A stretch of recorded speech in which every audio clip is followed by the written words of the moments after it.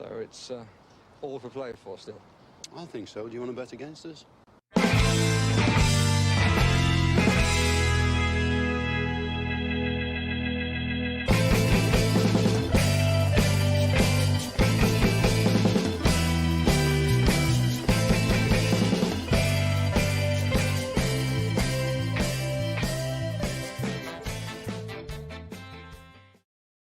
Hello, everybody, and welcome back to For the Love of Paul McGrath podcast. Just said I'd jump on because I've got time to do a post-match, and I know Paddy's going to join me probably tomorrow, and we might dig into it a small bit more. But just while it's fresh in the mind, Villa 2, Manchester United 2.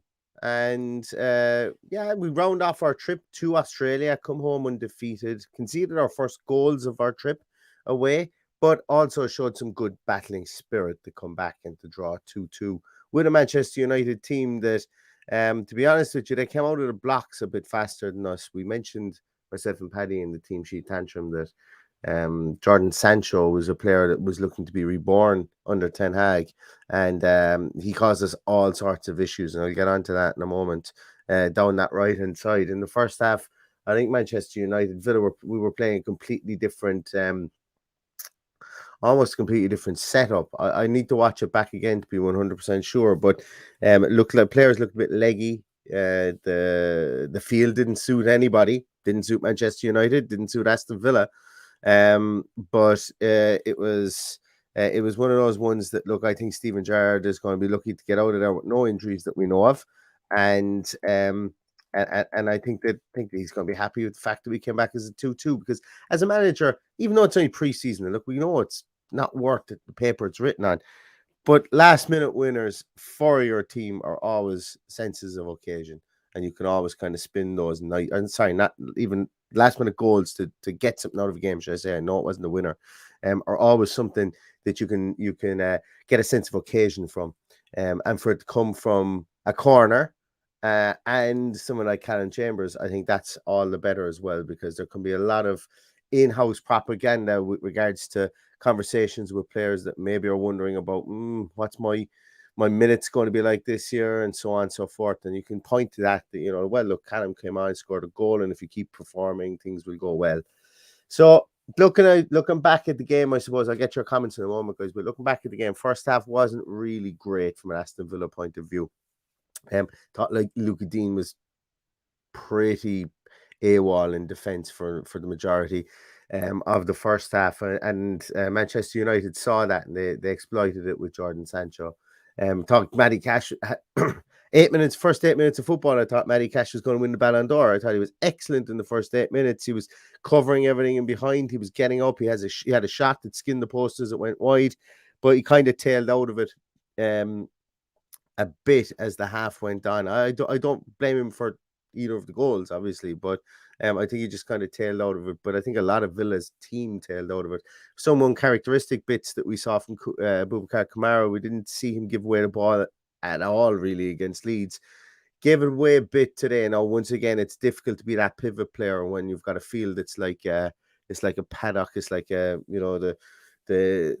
parade ring of a bad horse racing venue.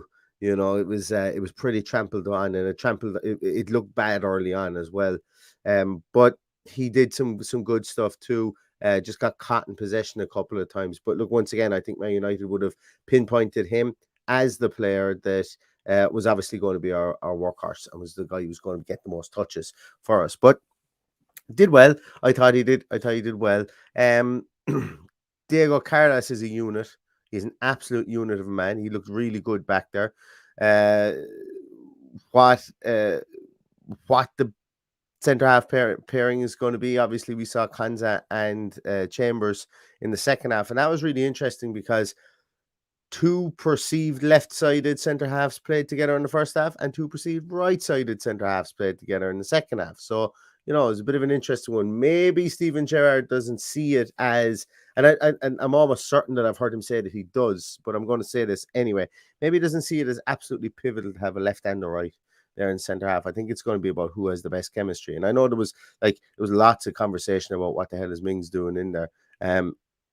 I personally don't feel that Mings was at fault for any of the goals, but then again, I don't think he did much in the game either. I think a lot of the goals came from Luca Dean just getting caught too far forward. And for the first goal specifically, Jadon Sancho was he lost him early, and then he almost tried to overcompensate to get back, and he tried to get back on the line when all he needed to do was actually find where the player was and mark the player, as opposed to trying to get back on the line. It looked kind of strange to me, and it looked desperate from a defensive point of view from Digne. But we in the first half we weren't a cohesive unit at all for good portions of it. Started off okay. Danny Ings took a ball down, if I remember rightly, in the penalty area, played it across to Coutinho. I thought it was a penalty. I think VAR would give it if it was in the Premier League. Coutinho wasn't too happy about it. He ended up getting tackled later on, having words with the referee, and the referee booked him. Thought it was pretty abject from him. He didn't really people got on the ball, but we didn't have any attacking impetus in the first half. And obviously we went in 2-0 down, the second goal being an own goal from Konza. But we couldn't cross the ball, and we couldn't stop crosses from them in the first half. I think that's really the story of it. Also, albeit the pitch was absolutely brutal. Second half came along, made a couple of changes. I thought Morgan Sanson was really good in the second half. I thought it was really good. And I must open up your comments there, guys, because I see there's a ton of them flying in here, and I don't want to miss any. I'm Cookie. Thank you so much. Great way to finish the game. Give us an extra bit of confidence. Give up the good work. Keep up the good work, Neil and Paddy, into the new season up the Villa. Thank you so much for that. I'm Cookie. Really, really appreciate that. That's really generous. Thank you so much there. But I thought in the second half, our midfield drove forward with the ball an awful lot in the second half. I tried to. The field didn't allow us to do very well. I thought Ken Kessler-Hayden and Leon Bailey really looked terrifying down that right wing. Obviously, we're going to talk about Bailey because Bailey's goal was an absolute banger. Breaks up in his own half, dribbles it forward. I know that defenders were giving him lots of leeway. I think if that was in the Premier League, someone dives in early on him and probably takes him down, but you're not going to do that in pre-season. But hey, he took his chance. The defenders were filing back. He hit it at the right time. One of those ones that the defender almost makes you hit it into that specific spot in the goals. Aim for the bottle. The bottle went bang up into the air, and Villa were back in with a chance in the game at 2-1. I thought it was a really, really good goal. Kane Kester-Hayden had some really great runs up and down that right wing, and myself and Paddy have said an awful lot previously that that he's got his attacking talent is really good. And I think he kind of showed it a small bit more today, that he was able to get in and get on the ball a small more as a right fullback. And today, he even looked a small bit stouter, if that makes sense. Looked a bit more there today, from a physical point of view, than he did against Walsall at the start of the season. What else? What are the talking points? Robin Olsen can't pass the ball. I think we found that out today. Two of them just completely out of play. And, in fairness, for a goalkeeper, he didn't have the turgid feel really to deal with that the rest of the players did. But Cameron Archer came on. Thought he got around the place a small bit, got around the place well, but I think we'll see kind of performances like he had there in the second half from Cameron Archer, because of just his style of play. He is your consummate poacher. And there'll be times when you'll go, Jesus, Cameron Archer didn't barely touch the ball. He didn't do much, but he got around the field. And I'm okay with that. I'm okay with that but one of the biggest things with poachers like that is when the goals dry up, then you start to question them. But I'm not questioning Cameron Archer, don't get me wrong. It's just it wasn't a virtuoso performance that we've seen from him previously. And that's okay too. Against Manchester United in the flogging rain on a pitch that doesn't suit you, there was no opportunity to give any true balls. I thought he did okay. I wasn't expecting the sun, moon, stars out of him either. I think really the big thing for me in the second half was our midfield. Buendia was really good. He was all over the place. One thing stands out in my mind, that there was a poor pass from, I'm going to say it was young Tim, gave a poor pass and it looked like it was going out over the line, and Buendia, like Kung Fu Panda, flying kick, kept it in, got straight up off the ground, and I think he might have passed it back to Sanson or something. But I like the midfield three that we had there, or the midfield, I'm going to say two, because Tim didn't get on an awful lot of ball, but he did fine as well. But I think Sanson and Douglas Luiz and Buendia were real plus points in the second half. And to be honest with you, like if you're picking on form, you kind of have to pick Buendia over Philippe Coutinho at the moment. And that's cool. It's good to have those issues and those problems. That's a good problem to have. If you're only going to play with 110, but it will be interesting to see what the Rennes team is like. Let's have a look at some of the comments there. Bailey looking like a new signing in preseason. Seems obvious. His injuries had a huge impact last season. Yeah, absolutely. I 100% agree. Simon says Bailey and Buendia should start. Well, they definitely put their best foot forward today to do so. Based on what we'd seen in the first half. Excuse me. Connor from Brazil says great second half. Really like Buendia's attitude and Bailey. KKH looked good too, and Luis showed some bite. Yeah. Actually, before I go on with anything else, like United, we spoke in the pre-match that United were talking about. Like, there's been a lot of conversation about these kids United have, the likes of Hannibal, Chong, Iqbal, Alanga, Garner. Our kids looked head and shoulders above them. Hannibal is an awful idiot altogether. Like, literally, he isn't. If I'm not mistaken, isn't he the guy that just came on and kicked anything that moved in a game last season? And everyone was like, "Hey, this is so funny! It's so funny." But he was actually genuinely dangerous last season when he came on in one game. Just kicked anything that moved. And he started at that, and Ashley Young quietened him pretty quickly. Ashley Young went in with a bit of a scissors on him. Probably should have been a free. No, he got the ball, but he was definitely following through with his training leg. And Ashley Young just got up and pointed the finger, the all-knowing, aged finger of Ashley Young. It was pointed at him. And then, I'd say about 15 seconds later, then Hannibal goes in on the goalkeeper when there was no need for it. But he's all bluster, that guy. I'm not quite sure what, what kind of maturity levels are there. But I thought that's what their players look like when the United players, when they're all bluster. Chong got around the place. Douglas Luiz caught him late. I think that was a kind of if I'm not mistaken, I think he might have been a Blues last season, Chong. I think Douglas Luiz was like, yeah, get back, we don't forget that around here. I could be mistaken. Maybe he wasn't. I'm not 100% sure. But yeah, look, there was like Joe Garner has all the talent in the world. He just wasn't able to show it out there today. But I thought our youngsters fared better, specifically Kane, Kessler, Hayden, and I thought Tim held his position really, really well as well.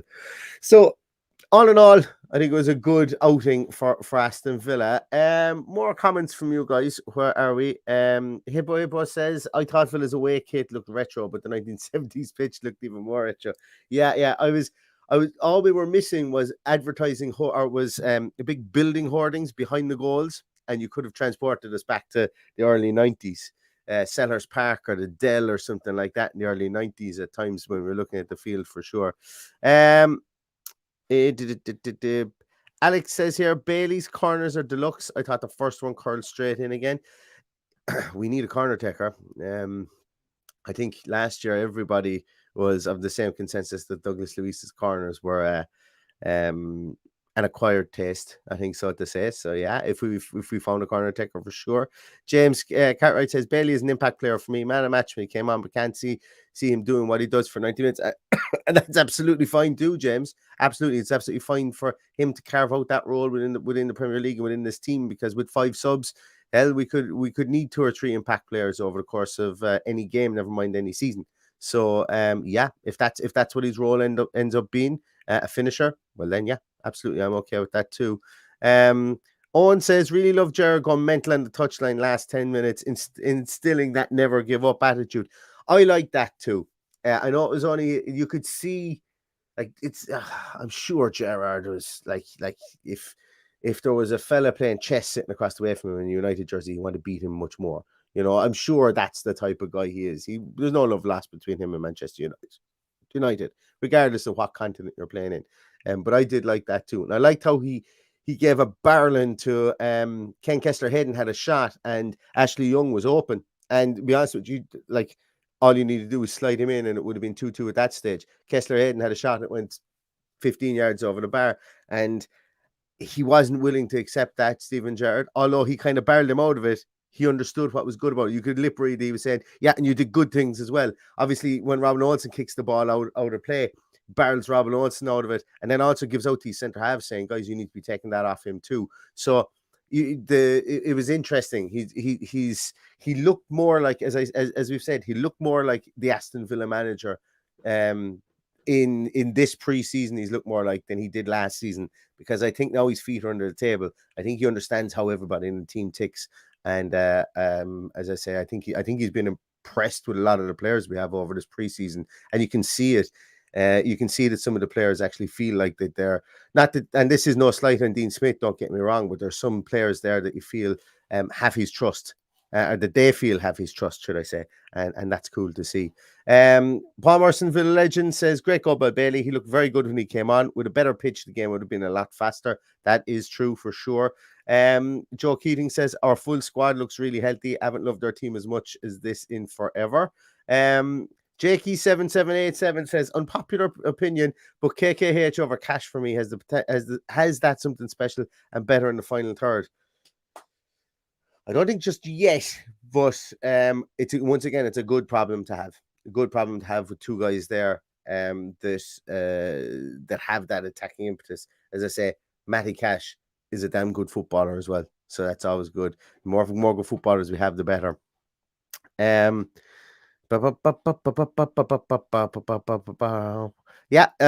Vish says McGinn was out of position a lot. That's why they're overrunning right. I'd have to watch it again, but I could be on board with that. I think our midfield did a lot of trying to clog the middle, and we're a bit out of possession. I could get on board with that for sure. Guys, there's a ton of people watching. Thank you so much for this. If you give us a thumbs up on the video, I'd really, really appreciate it as well. Don't forget to do that. It really helps us out. And I don't know how the algorithms work, but apparently it's supposed to be good stuff. So Paddy from my Maltese Falcon, he says, woohoo, my man Chambers, just give him the armband. Yeah, Paddy, the whole chisk is going down well, I suppose, in those Mediterranean temperatures. If you want him to have the armband at this stage, but I know what you mean. I'm going to scroll down here a bit, guys. Apologies if I miss anyone's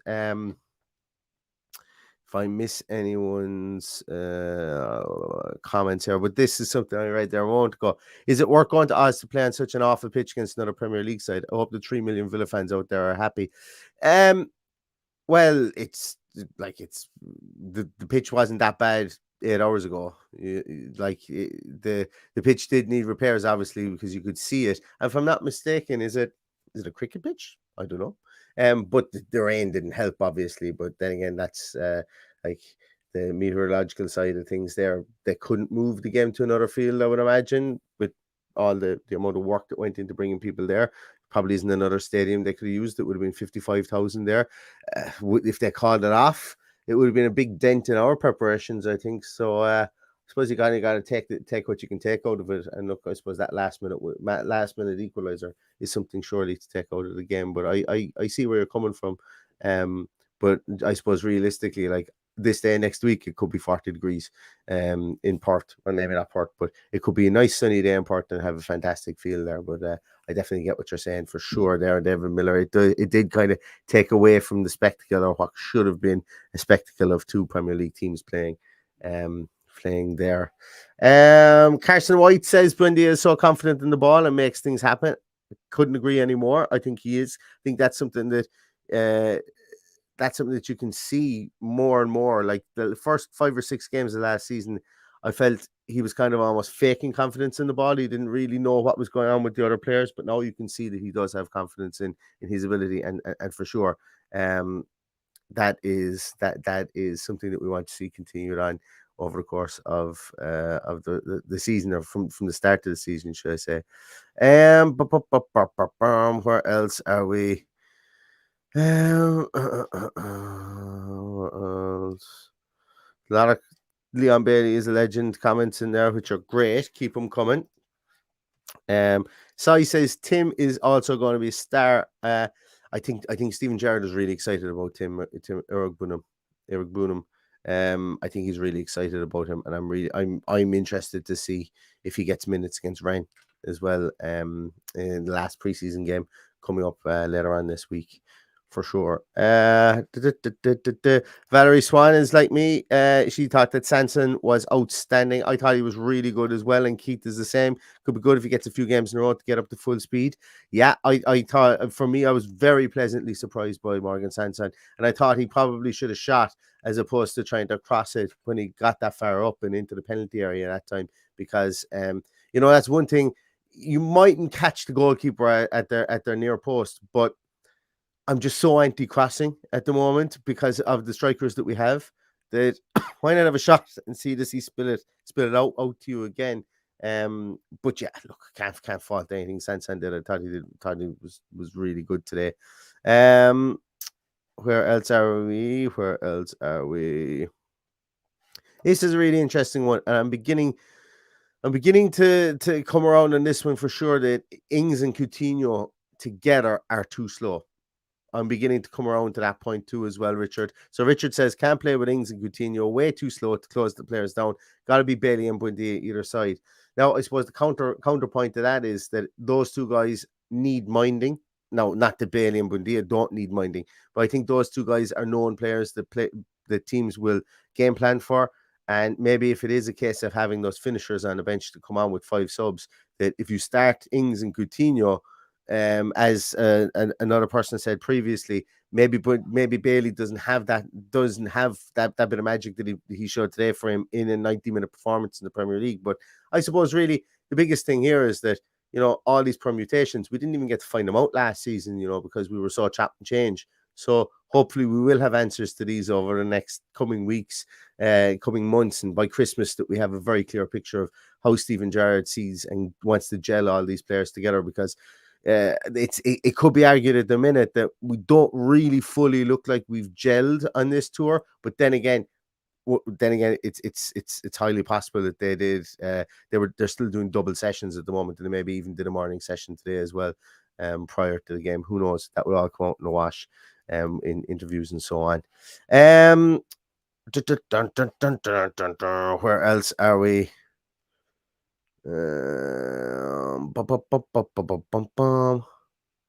Yeah, and Stephen is correct here as well. Can't draw many conclusions from that. The pitch clearly a huge factor.